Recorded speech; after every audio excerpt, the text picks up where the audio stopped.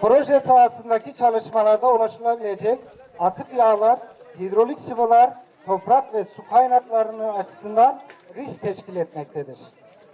Ayrıca geniş arazi kullanımına bağlı tarım arazilerinin kaybı, toprak yapısının bozulması ve doğal ekolojik sistemin bozulmasına neden olmaktadır.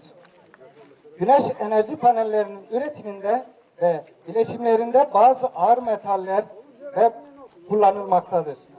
Bunlar açısından kurşun, agresif, tetrolojik ve kristal silikon gibi maddeler yer almaktadır.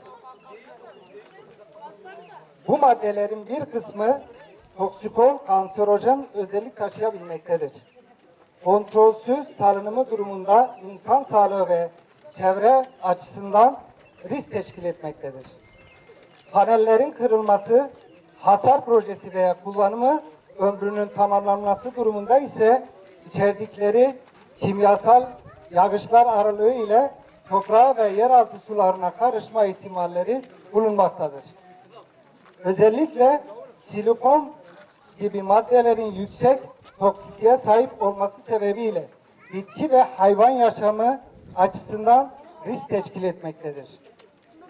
Proje alanının yanında geçen akarsuyun yakın olduğu ve ovanın, suların Boğaz Barajı'nı besleyen sulara yakın olduğu proje alanının tarım arazileri açısından risk teşkil etmektedir.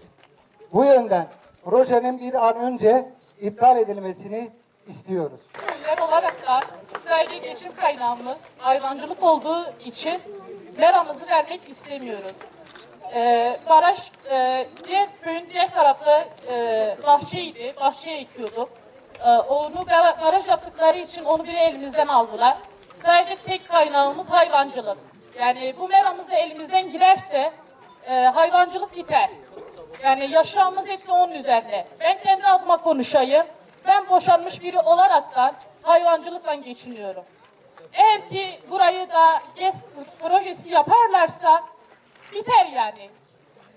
Kendi evladımın geleceği için istemiyorum. Genel anlamda hepimiz istemiyoruz.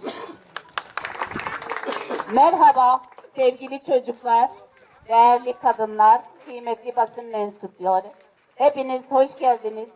Bugün aslında burada toplanmamızın amacı GES projelerine karşı hayır demek için buradayız. Doğamızı talan etmek için, ekonomimizi en alt seviyede olduğu için, meralarımızı talan etmek için, bu projelere karşı doğayı tahrip ettikleri için hem köylülerle hem sivil toplum örgütleriyle bunlara karşı her zaman dirençli duracağımıza, izin veremeyeceğimize, çocuklarımızın geleceğini bu kalanlara emanet edemeyeceğimizi açıkçası buradan haykırmak istiyoruz. Gelecek nesillere en azından doğamızı emanet etmek için buradayız. Biz hiçbir zaman bu projelere onay vermeyeceğiz. Onay verenlerin karşısında da her zaman halkla birlikte, halkla beraber olacağız ve hayır diyeceğiz bu GES'lere. Önce buralar tükensin, bitsin.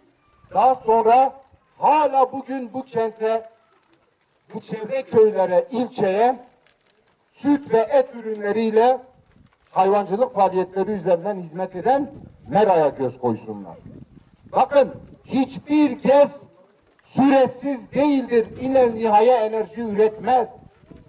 10 yıldan sonra verimi düşer, 30 yıldan sonra ömrü tükenir. Siz 30-40 yıllık ömrü olan gidin sanayi sitelerinin üzerine GES'leri neyi yapıyorsanız yapın. Ama belki 30-40 yıl sonra biz olmayacağız, buradakiler olmayacak. Ama biz çoluk çocuk ve torunlarımıza hayvancılık ürünlerinden, hayvancılık faaliyetlerinden mahrum bir köy, köyler ve doğa bırakmak istemiyoruz. Tekrar söylüyorum. O GES ömrünü tamamladığında bir daha o aletlerin güneşin ışığını elektriğe dönüştürme imkanı kalmadığında size söyleyeyim burada kimyasal bir çöplük kalacak. Ve ve çocuklarımız, torunlarımız temas ettiğinde belki kanserojen hastalıklarla pençeleşecek.